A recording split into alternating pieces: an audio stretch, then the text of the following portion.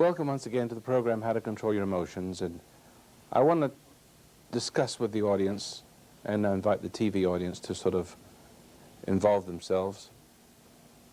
And tonight's subject, and for the rest of the week, I want to stick to the concept of giving. Most of us don't know how to give. Most of us are taken. And even when you take, you can get taken. Don't think when you're taking something that that you're actually getting something. You could be giving up something in the process. Have you ever had someone come up to you at the airport and put a flower on your lapel? And see how difficult it is to say no after they give you something. You have to be a very strong person to receive a gift, because you can be destroyed completely. You can be obligated. You even have those colloquialisms like strings attached, It's very, very difficult to take a gift or even give a gift to anyone without being destroyed or being the destroyer. Now, I'm going to invite my audience here to join in anytime you want to, because if I'm not careful, I'll make it a monologue. But part of the problem of giving, which many of you think of as love, I love too much, that's what's the matter with me. You give of yourself until your guts are hanging out, until there's nothing left of those. And when everybody's taken you for everything you got and still don't appreciate you, see, or you give and give and give, and then you haven't got any more to give and your whole world falls apart. And the people you give to never seem to stand on their own 2 feet. And you hate the fact that you've ruined them. You've weakened them to depend on you. They can't do anything for themselves. You hate your own creation. But you feel guilty about it, and you try giving more of yourself to that person, and they may take. You may hate to give, and they may hate you for having to take, for being in the position, the inferior position of having to be always the object of a handout. Their egos can't handle that, because you've become their God. See, and you're their recreation. And it's true of welfare. This is the reason why we have so much problem with welfare in this country, because the government is not wise. It may be that the government is doing what government does best. It's in the business of making government bigger and making the people dependent.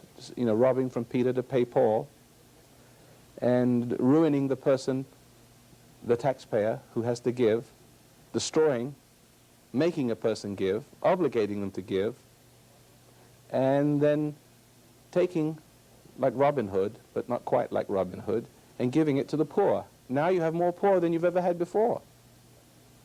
And it's the same principle as ruining your children. If you love your children, you don't give them anything. There are very few times that giving is necessary. And giving must be done in a very special context, with a very special understanding of how to give and when to give. Let's say you have 2 children. One child wants a bicycle. They both want bicycles. One kid is very ambitious. He's going to manipulate you to get that bicycle. So how does he do it? Subliminally, he makes a special effort to clean his room up and to mow the lawns. And he lets you know, and you can see that kid letting you know that he's doing this for this bicycle. Now, do you give this? Do you give, if you're a father, are you obligated to give this? He's giving you to get something. He's giving time, he's doing the right things, he's bowing and scraping, he's patronizing you. You've seen people do that, haven't you? Even your employees will do that, if you're an employer. The one you notice the most is the one you should give the least to. That's the one you don't give to. The one that quietly goes about doing his duty because he's dutiful and he's an Oliver North. That's the one you want to reward. But when you give that child that reward, he won't understand why he appreciates it. It doesn't spoil him. But if you give the other child the reward, you have become the victim of motivation. You can feel if you're not strong in yourself and not resolved in yourself and understand what's going on, being prepared to reject the demand, you know, the due demand, the due date of that giving, which your son expects to get, the bicycle. If you're not strong in yourself, and you don't know how to deal with that flower on your lapel, basically, you see, that patronizing to your ego, see, then that moment will come and you're in big trouble, and so is your child. So is the welfare recipient. The welfare recipient or your child is going to be spoiled. He's going to learn to manipulate, and you're going to learn to be obligated. And you're going to resent the fact that he doesn't really appreciate you, that he really has contempt for your giving because he feels like he's outsmarted you and made you do something with the cleverness of his pride, his ego. And you've made him dependent upon being crafty and clever and pretending to be good, not really good, to get. There is a certain magic, there's a certain power, a certain great danger in giving and taking, as you see. You may be resentful because when you've given that child, you haven't really given it. You felt something in your solar plexus and you couldn't say no because your ego didn't know how to deal with the gift of his patronizing.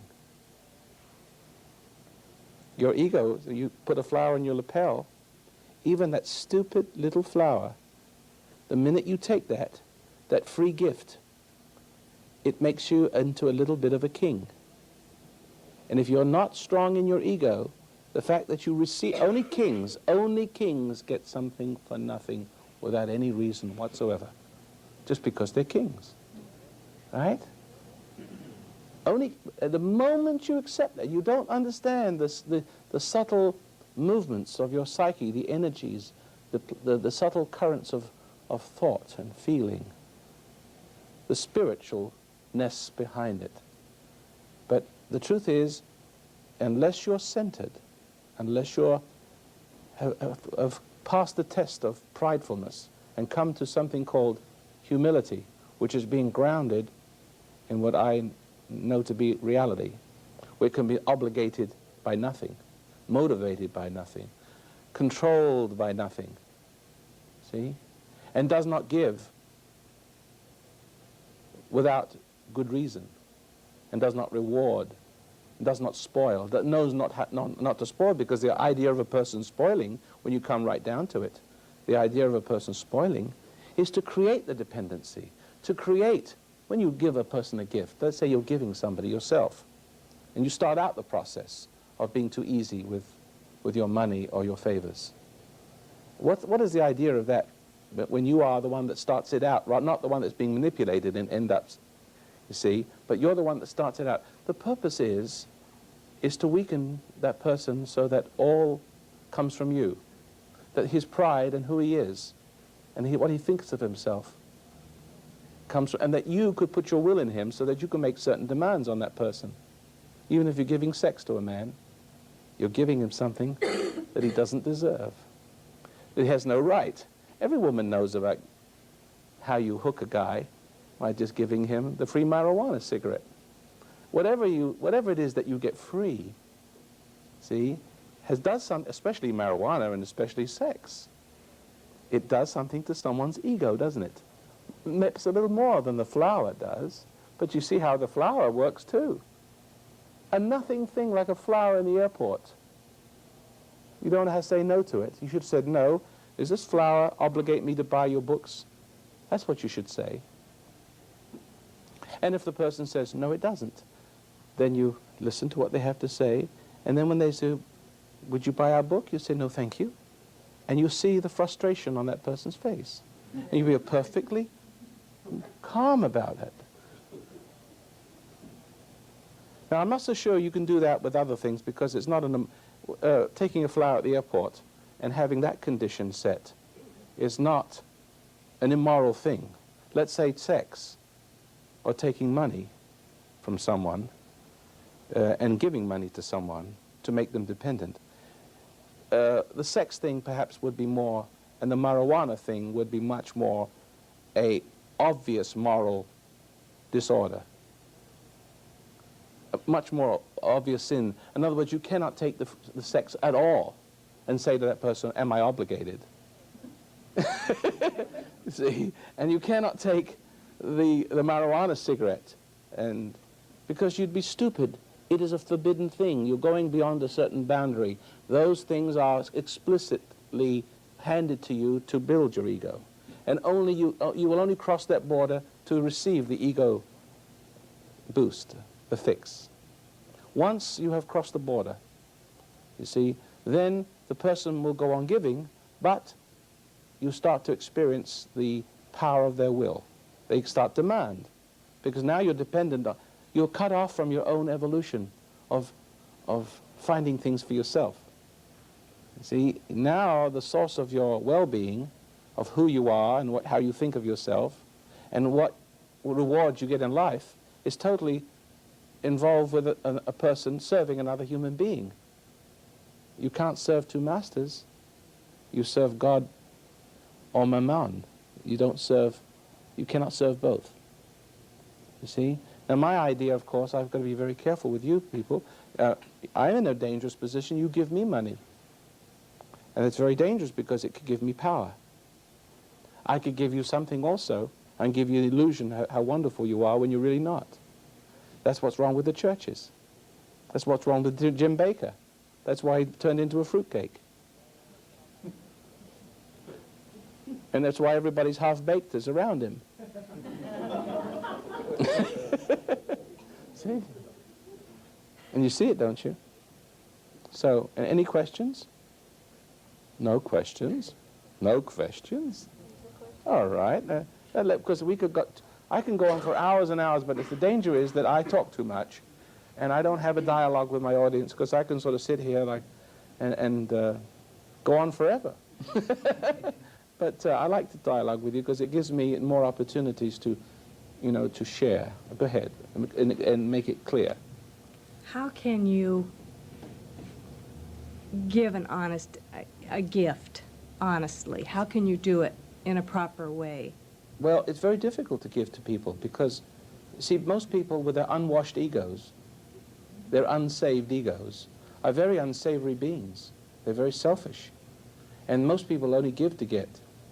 Fair weather friends, you've had your share of it. Haven't you ever experienced giving things to people and not appreciating it, even hating you for it? Yeah. Think of it.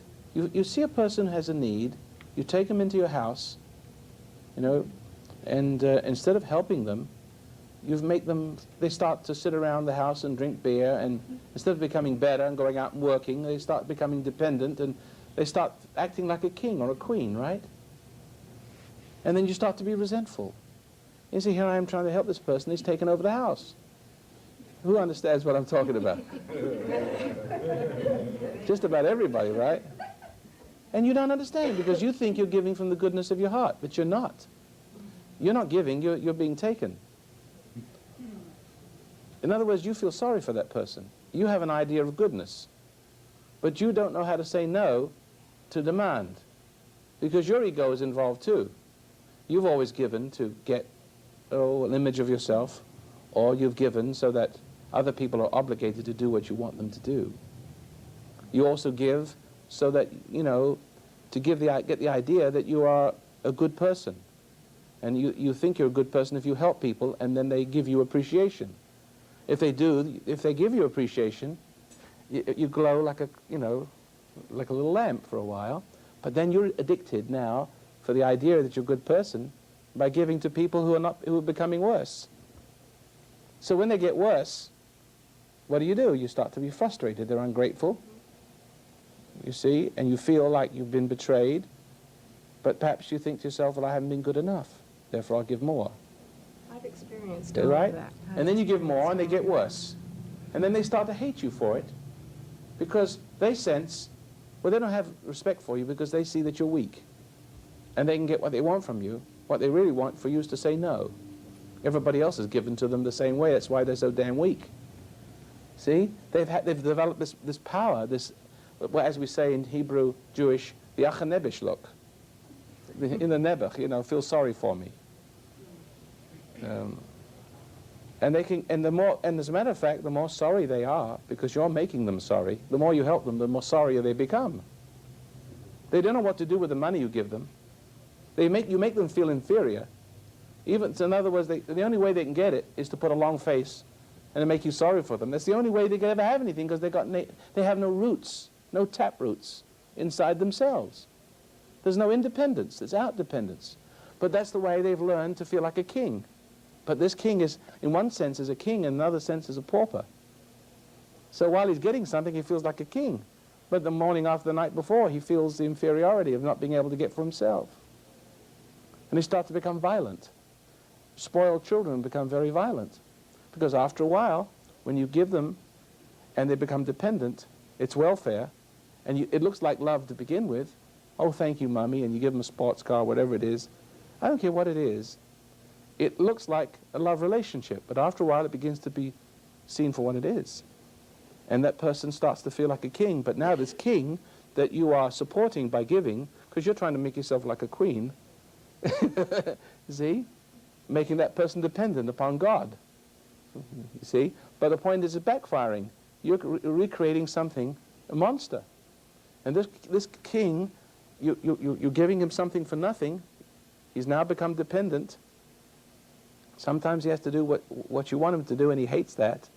But he goes along to it with it so he can get whatever it is, benefits you, the money, the free room and board, whatever it is. And pretty soon he gets to the point, or she gets to the point where they hate you so much. They become so, but they still feel like they're superior to you. Now what do? Their need, as they grow, their need for material things grows with them. After all, the king has to have a bigger kingdom. See? But the pittance you give him now is not working. It's not. He has to have more, and he becomes more demanding. You become more resentful. You feel guilty for being resentful, and you give. And now pretty soon you become a slave. I don't do that anymore, though. Isn't that right? Who understands that? Okay, but now what is even worse? You may not want to give him anymore. You make it become rebellious and throw him out of the house, and then he'll wait for you outside and beat you up. He won't take. He won't. Is that right? See? In other words, what he does, he goes down the street and beats some old lady, because he doesn't want any. He doesn't want any to take anymore, because when he takes, he doesn't feel like a king. He used to. When he's receiving or taking, now he must take in a different sense, because as a king have grown to its full stature. The ego and pride has grown very big. What's mine is mine. What's yours is mine. Who understands me? It's gruesome, isn't it? But you see what's wrong with society. I'm not saying you can't give to people. How about giving them a fishing rod? Not a fish. You might want to give a fish and a fishing rod, because he may not have strength to fish unless he eats the fish first. Now, if he takes the fishing rod and goes fishing and catches his own fish, that's neat. There's no more pride in it for you. And that person will be grateful, but there's no glory in it for you. You may never see him again, but the goodness is done. See? If you're doing something for glory, you give him a fish. If you're doing them for love, you give him a fishing rod. Now the person may take the fishing rod, and trade it for fish, because he's too lazy to work. Let him drop dead. That's what should happen to everybody on welfare. Give them the means, once and for all. Maybe twice. Oh, you blow it this time? Now look, A, B, C. You gotta be dependent. Here's your fishing rod. Here's the plow. Here's the means. I mean, if we have enough money to give them the means, we're giving them $10,000, $15,000 a year. We could give them $10,000 worth of tools or something, and train them for that same amount of money, and you'll never see them again. But if they won't, let them die. You've got to stress them, Because that's what love is all about. I'm saying, you know, the grasshopper and the ant story. Do you remember the grasshopper and the ant? Well, it's just the Aesop fables. And the story of the grasshopper who was frolicking about all summer long while the ant was busy storing up whatever ants do. And he says to the ant, well, why don't you come out and play with us? And the sun is bright and the air is fresh. But the ant said, who was wiser, he said, well, I am storing up for the winter. I cannot play right now. I've got things to do. But the grasshopper didn't understand that, and then the snow fell. And the ant was in his little anthill, and the grasshopper knocked on the door. He said, I'm dying. He said, well, give me some food. And he said, well, I try to tell you. If I give you for my food now, my own kids will die. And so you will live. You will only live to be more selfish. So the grasshopper crawled away and died. Well, it doesn't have to be that severe, does it? But for some people it does. Now, in other words, for God's sake, if you have children, don't give them anything. I never gave them, the last money I gave my kids was a quarter. That was a long time ago. They keep talking about it to this day.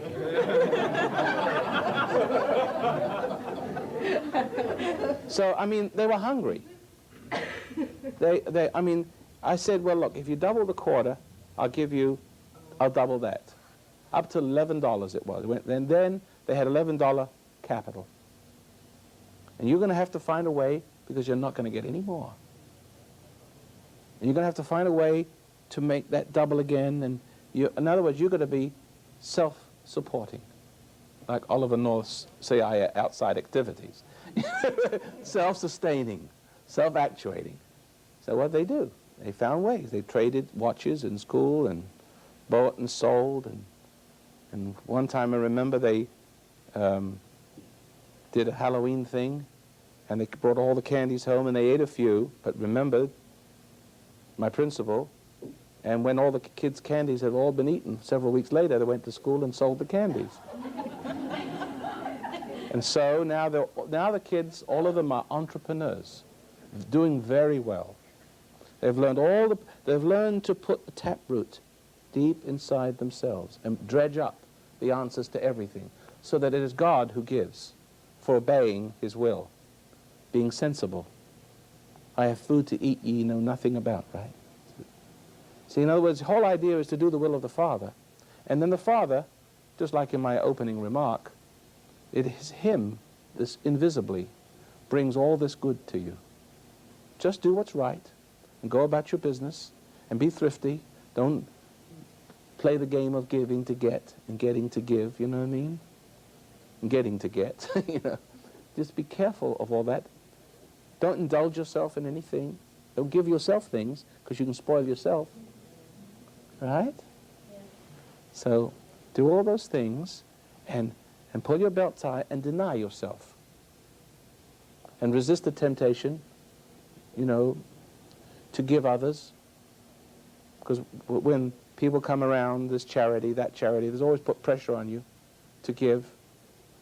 And resist the temptation to be sorry for people. But remember, there's very rarely a need to give anything to anyone except the foundation of human understanding. Post Office Box 340.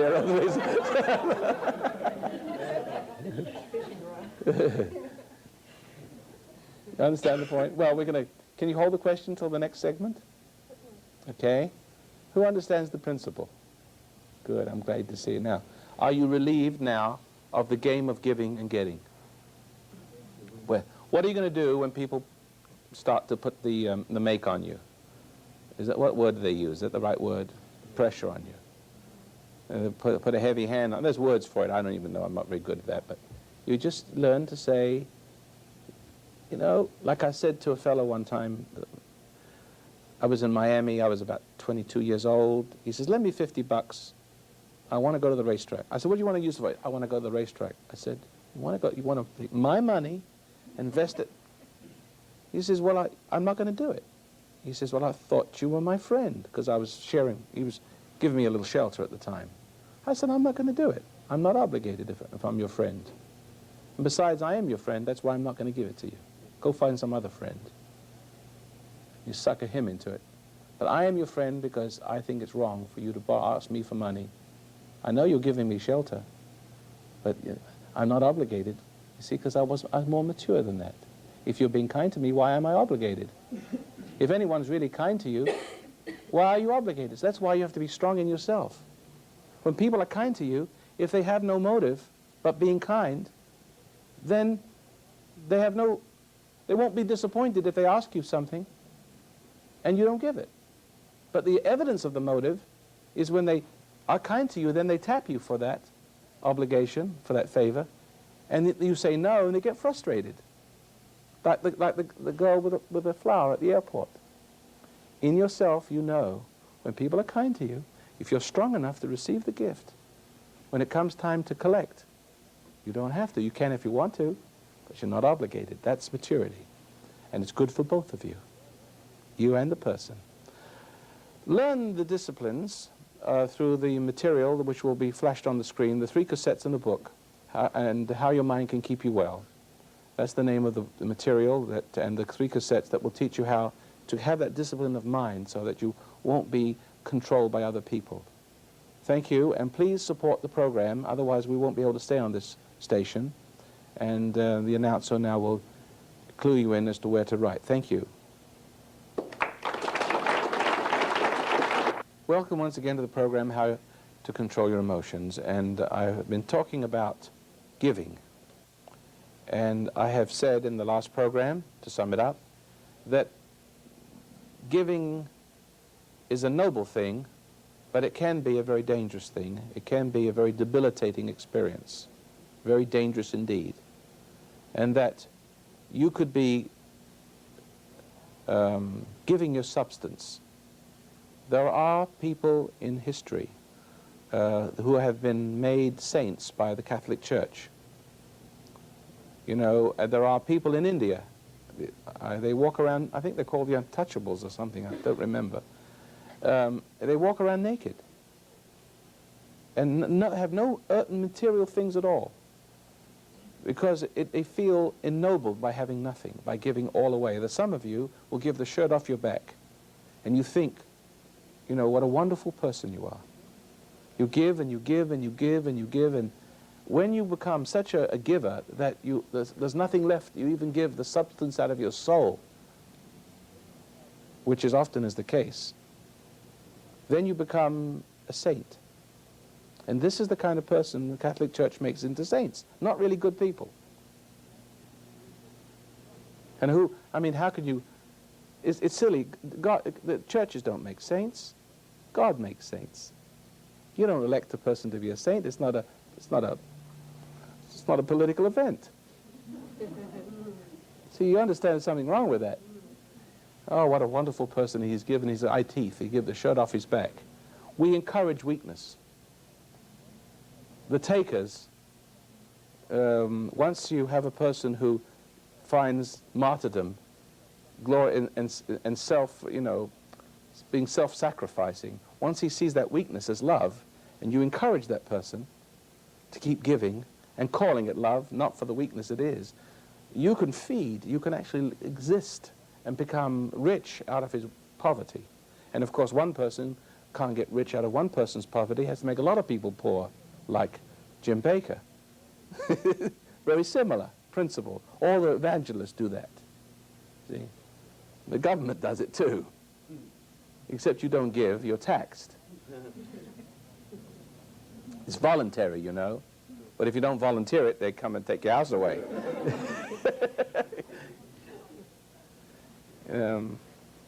You know, mothers will, you've ever heard a mother say to a child, would you go down to the store, dear, and get mother some milk? And the son will say, no, mother, I'm busy right now. And then mother gets mad. Is she asking or demanding? See? Sometimes we pretend to be giving when and being kind and being unselfish. But we're really manipulating to get something back. To create the idea of being better than somebody else. I remember the story, I have to tell you, questions are coming in a minute. But I have to tell you this little story, how it works. I won't say that I'm a master at this sort of thing, but when the occasion presents itself, I'm no piker at it. I remember having my tires balanced and aligned. And something came up, and I told the man phoned the foundation, and I told him not to do it. I just told him, go ahead, just balance the tires and never mind the alignment, because I realized that there was something else wrong with it. I got to fix it some other place. They weren't equipped for it. But anyway, he went ahead and did it anyway. So even though I said no, he did it, and then he pretended like he misunderstood me. I said, you understood me all right? Because I heard my wife on the telephone, and she asked me about it, and I heard her tell you about it. Now, so he says, well, I knew he was going to keep my car. So first of all, I gave him a little bit of a hard time, just a little bit. And then I took my money out of my credit card. I said, tell you what I'm going to do. I said, this is not important. I mean, money is not more important than my principles. See, just like that. It was a put down. You know what he did? He says, I'll tell you what I'm going to do. You're going to have the whole damn thing for nothing. See, I gave him the ego thing, and he had to ego me higher. See? And then I said, look, you don't have to do that. I said, look, let me pay you for what we agreed. He says, no, I don't want it. I said, well, thank you very much. I didn't feel bad, but he felt terrible. I was able to receive the gift without puffing up. It wasn't manipulation. I just outdid the manipulator. And it always is. In other words, there is a style of behavior where everything will come your way without manipulating. Let's say you're manipulating me. You're trying to get something from me. And you're playing the game of shining my shoes and sweeping the floors and trying to giving me all that service to do that to my ego. So I think I should, well, a wonderful person. He's serving me like I'm a king. You remember the principle of making a person a king? That strange power to obligate, so that eventually the servant becomes the king and the king becomes the servant, right? Well, let's say the person is doing that for me, and they want something from me, and I don't give it to them, because I'm a mature person. I recognize why they're doing it. I'm not going to say anything to them right now, because they probably wouldn't believe it. But if they're doing it for a right reason, there's no reason why they should be upset. If when they ask me for a favor, I don't give it. I'm not obligated, am I? Is anyone obligated? Asking is asking, it's not a demand. But it is them, asking is a concealed demand, because look what I did for you, you've got to do it for me, right? Who understands that point? Now let's say the person wants me to do a little small favor, because they lead up to bigger things. Once they can get you for a bicycle, they can get you a motorcycle, right? You see, it's a conditioning. If you can't say no once, you can't say no twice. And then so therefore the demands get bigger and bigger. So let's say I say no, because I'm mature. You did this nice thing for me, thank you. I receive it as though I wasn't obligated. In my mind, I receive it as though it was the kindness of their own heart. But in their mind, it isn't that way at all. So then I say no, and guess what happens to them? They become very, very upset, very angry. But then they feel guilty. But they try harder by being even nicer. And so therefore, they may give you a great gift, whatever it is. They may buy you a watch or something. And they're ever so kind to you. Come out and wash your car and clean your car. And you say, well, that's very nice of you.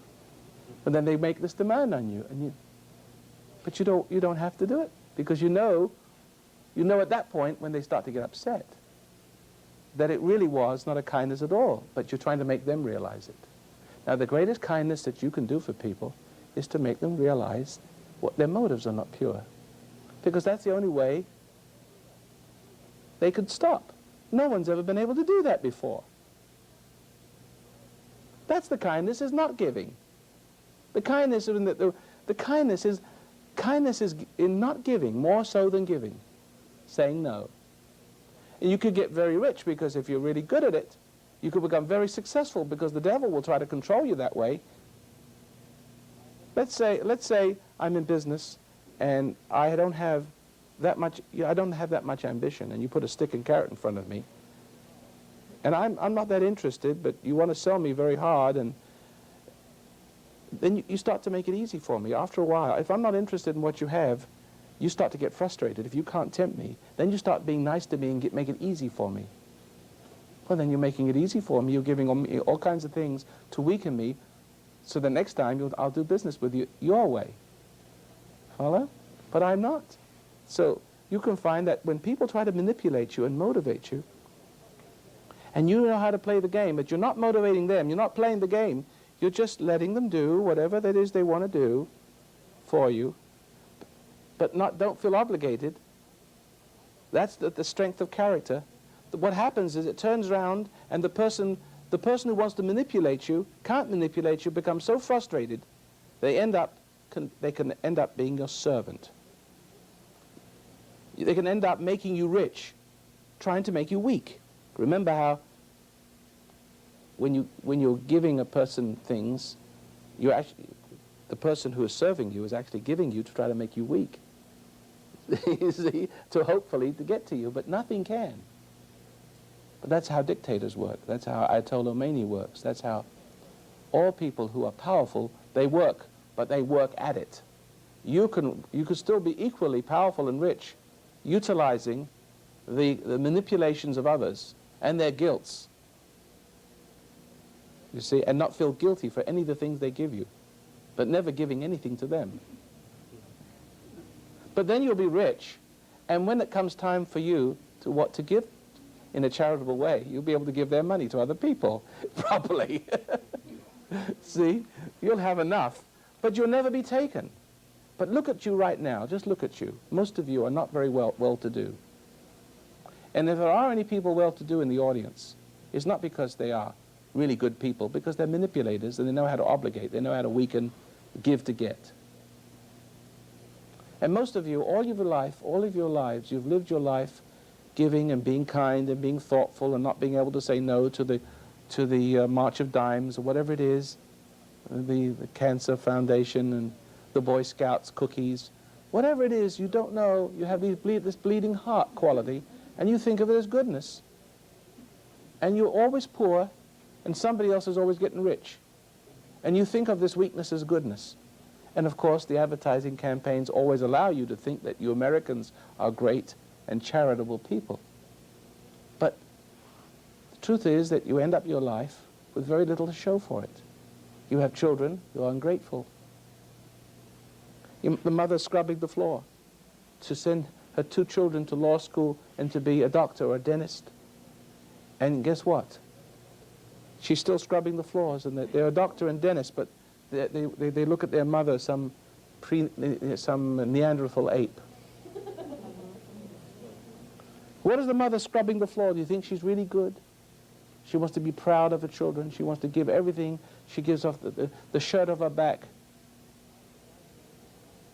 She eats dry bread to make sure her children get the best of everything, and she gets the worst of it. And she can't understand why her children don't appreciate her. We can't understand why our welfare people don't appreciate. They become militant. They want more. I can't live on $15,000 a year. They bellyache all the... See what I'm saying? There's an art to giving, and in order to give, you have to have balance. You have to be mature. You have to have real love. And it's very, very hard. Most people don't know what love is. And I'm warning you right now that you just look at your giving as some kind of being got. And feel the resentment. How many of you feel resentment when you give? How many people have felt resentment in the past for giving? And yet you go on giving out of the guilt of resenting for not trying to make people appreciate when they don't. Or when they do appreciate it, you get such a good feeling about it, you give more. I had a person give me so much money. They gave me a bunch of money. I won't tell you how much it is. It was a tremendous amount. And they felt so good about it. Or maybe they didn't feel good enough because I didn't respond perhaps the way they expected. I don't know which. But they got this feeling to give me more. When I said thank you very much, they felt so good about it, or not quite good enough, I can't tell. But I think it was a feeling of feeling important that I gave the foundation, Roy Masters. I was able to give him all this money. It was always like a feeling of importance from that. She couldn't stop. And it became millions. See? I gave it back. Remember, I told you that before. And you can get such a good feeling out of giving that you can't stop giving. All right, now, I didn't mean to take up all that time, but there were some questions here, right? In the front row somewhere? Yeah. I think I understand what you're saying about the giving individual. What I'm curious about is the person on the other end, the Ebenezer Scrooges, the people with emotional constipation who can't give anything of themselves at all. Emotional constipation. I mean, haven't you ever met people like that? They go through their lives and they react to no one around them. They have no feeling for others. Well, there could Aren't be... they more tragic, really? No, there's not much difference. The person who doesn't give is probably more honest, more able to see something wrong with him than, for instance, let's say you believe in Jesus saves, and you really think you're saved when you're hypnotized. Well, now, I think an alcoholic or a drunk is more capable of realizing that he or she is not saved, except, this alcohol is a kind of poor substitute for salvation, which it is, in part. But it's easier for the alcoholic, perhaps, or a dope addict to see that they need saving than a person who isn't saved but thinks they are. So it's harder for the hypocrite to see that they're not good than the person who doesn't give at all. See? And probably the reason why they don't give at all is because they are rebelling against the pressures to give. When you're growing up as a kid, your mother will say to you, share with Johnny, go ahead. Don't be selfish, share. You're making a child share. Now, one child will resent. Children are naturally, responsive to pressure. And when the pressure comes, the natural way of being good and selfish, the natural way of giving or not giving, remember, not giving can be just as good as giving, if one is in one's center. You can do as much, if not more good, sometimes by not giving, by making a person independent of you. See, but if enough people would do it, the person would find themselves, you see. But they can always find some sucker that does it. We'll give them, you see. So once the pressure is on the child to give, because mother has the compulsion to give, so she passes this madness on to her child. She wants to make the child over in her image, you see. Once you put the pressure on the child, you get these two reactions. The child becomes upset, then feels guilty, and one becomes a replica of you. You give because you feel guilty not giving. And when you give, you get the brownie button. Oh, what a wonderful, sweet little child. And for the rest of your life, in order to be sweet and thought it was wonderful, you have to keep giving. And you know there's something wrong, but you can't admit it to yourself because you're used to getting the label good when you give. You're not really giving. You haven't given at all. You're being taken. And you resent that. How many people feel that when, you know what I'm talking about, don't you? And the other child will rebel. Won't give at all because he's more stout. He said, I don't want to give it. But he might have given it if you'd left him alone. See? And the trouble is, it's our meddling and our concept of what love is passed on to generation that ruins our children. Leave children alone. And you know what I hear Lisa sometimes with the kids, you must share. Just a minute, Lisa. I let the kid know right in front. Just a minute, Ann. You cannot make these children share. Let him eat the candy in front of little Johnny. Let him do it. That's his candy. Let him do with it what he will. See? And if he wants to give, give. And you see how nice, when the kids hear that, they're listening, they understand, they're smart. Because they feel resentful of those pressures. They know in those moments when those pressures are on, something's wrong, but no one ever articulated it. See? And so and when they hear that, it relieves them. There's a moment of truth. See? And as a matter of fact, more than a moment, they understand now a little bit of life. They understand more what love is in words. And you watch them. Little Johnny will either give or he won't give. But if he's going to give, it's really giving. It's an opportunity to teach what giving is in those moments. Okay? Yes, sir. Yeah, I flashed on something while you were talking. In the Bible, when Jesus changed the water into wine, he did that. It seemed like he was kind of being manipulated because he told his mother that it wasn't his time yet, but yet he did it.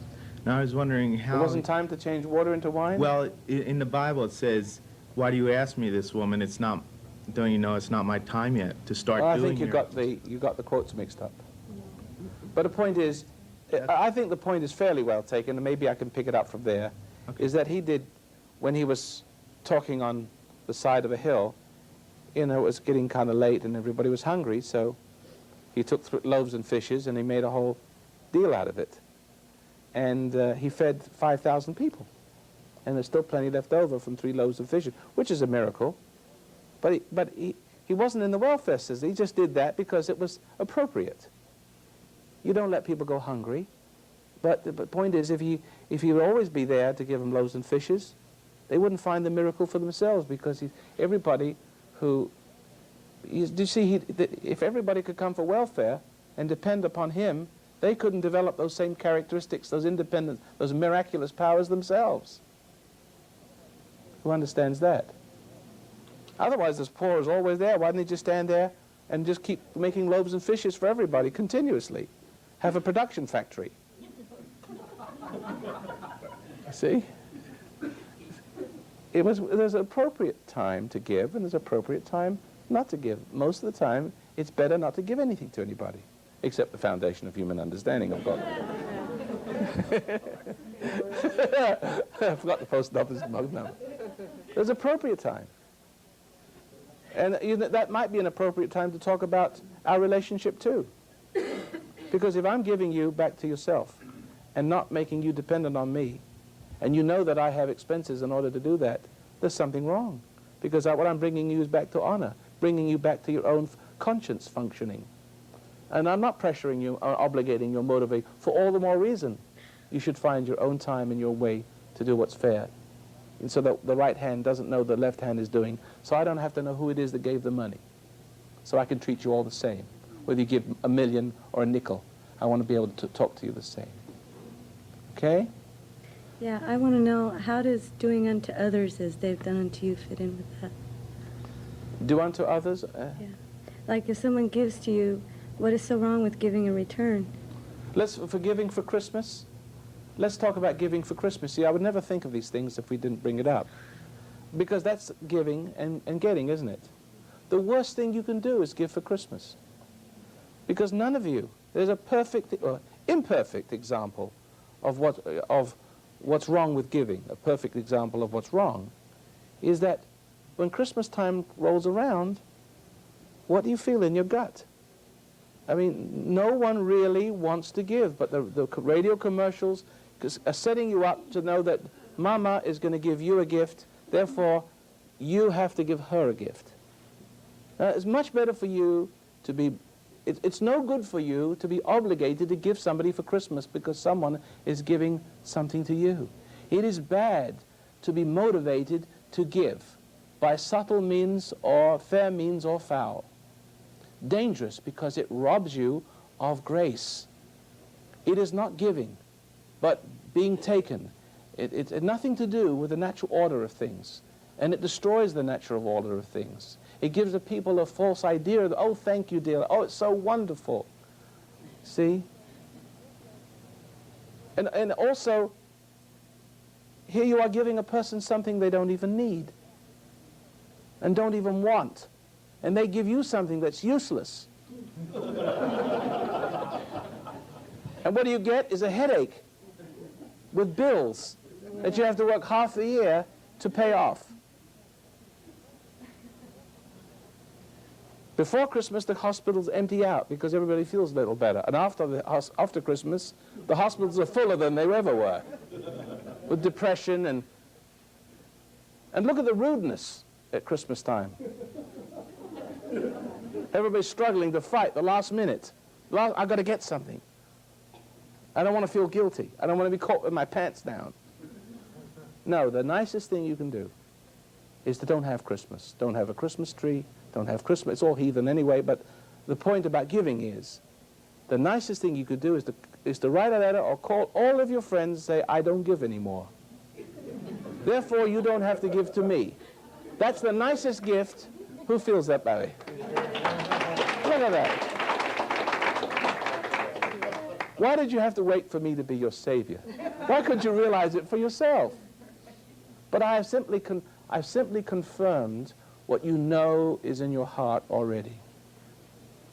And as long as this giving goes on, it becomes more addictive. Much more addictive. Getting and being got. Giving and being taken. And so that we destroy one another with this false love. The nicest thing you can do is release others from obligation. And then at appropriate time, you may want to give. You know, they're having a little hard time in business, so you may want to help them, offer. You want to offer. You know they're not the kind of person that come to you. And they're not putting on a sorry face. You kind of see that they need a little help. See? Or you might want to leave a box of groceries around the corner to someone and let them know who did it. Right? So you don't get the credits. I've seen people put money in my hand, you know, just to get the approval of that. It's much better if you just send it through the mail and they didn't know who it was, because then you can't get any credit from that. You don't give to get. It's a dangerous thing. That's why the Christ says you don't let your right hand know what your left hand is doing. And that's the principle of it. Have you ever wondered why your kids are lazy and won't do anything for themselves? You yell at them and scream at them and push them and motivate them and they still won't do it? Well, partly, one of the reasons could be, and not an uncommon reason at all, is that you give your kids too much and you rob them from the reason to do anything at all. After all, you give them the object of what they might be motivated to do through need. So you take the need away by giving them the prize. It's like giving a worker money before he's finished the job. Then you don't want to finish the job anymore. See? You're creating yourself a big problem. So could be that you spoiled your kid, and once you spoiled him by being too kind to him and loving him this way, thinking that this is love, then you scream and yell and call him a lazy so-and-so and push him to do what he doesn't need to do. So what you have to do is make him hungry. But you can't make him hungry because you're hungry yourself. So you're hungry for love. That's why you give. You give to get love. You give to get approval. You give to be God. Now, we were talking about all this sort of thing in our last session, and I thought perhaps we'll open the floor. The subject is giving and being got, giving and being taken, that very few of us ever give anything at all. It's all taking and being taken.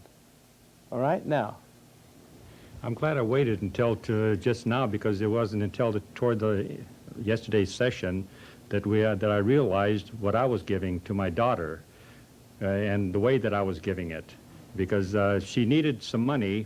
She didn't exactly come to me, but I used to just kind of check her out because I knew she was going to school, trying to make it on her own and everything else. So every once in a while, I'd ask her if she needed any money.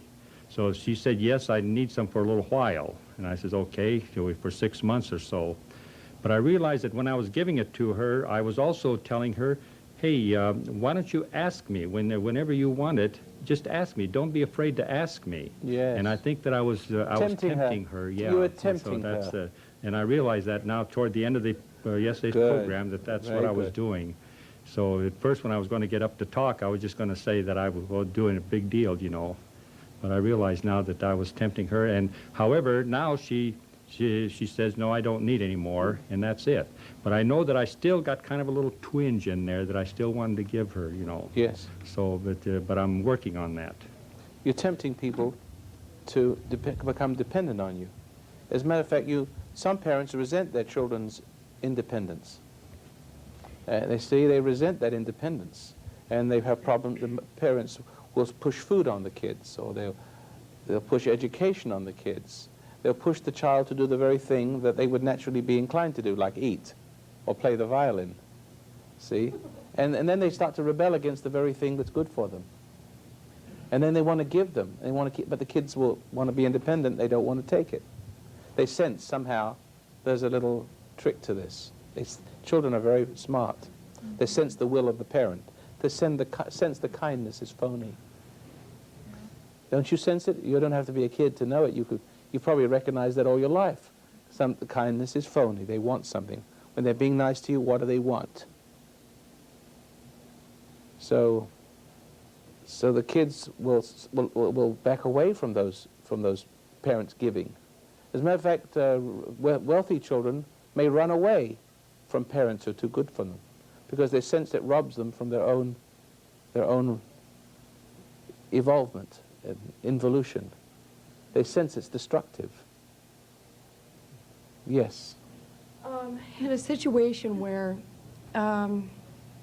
you've been manipulated into giving, and they obviously took, Right. and you didn't realize it till later, and then you thought, wait a minute, I've been had. So you confronted the person. Could you give me the situation a little bit? 'Cause The you're obviously situation was recalling. that I obviously was the giver, and my brother But you had- weren't given. You felt sorry for someone. Yeah, I was trying to help him out of a financial situation, and he was real nice all the time, and I thought, You couldn't say no. no, I sat realize there. it. I had in the past before to him. He's asked me before, and I said, no. And then he came to me this time, and I thought, hey, did this guy finally wake up? Is this a genuine nicety that he's doing? So you thought So- you ought to reward it. So I said, I'll help you. I'll give you the money. Whenever you feel pressure, never give money. Yeah, that was the mistake. Did I you see feel that pressure? now. I didn't feel it at the time because Oh, it was. you must have. I was blind to it. You must have. I had to have because I Because gave it you to felt him. because that's hypnosis. Yeah. When that's a hypnotic thing. Do you know under hypnosis people feel like they're obligated? They don't want to hurt the feelings of the hypnopist. Yeah. Well, you just did They that. can't so say no, you don't want to I'm hurt their sorry. feelings. You don't want to hurt their feelings, Yeah. and you think this is goodness. You're being Yeah. tapped. Oh yeah. See?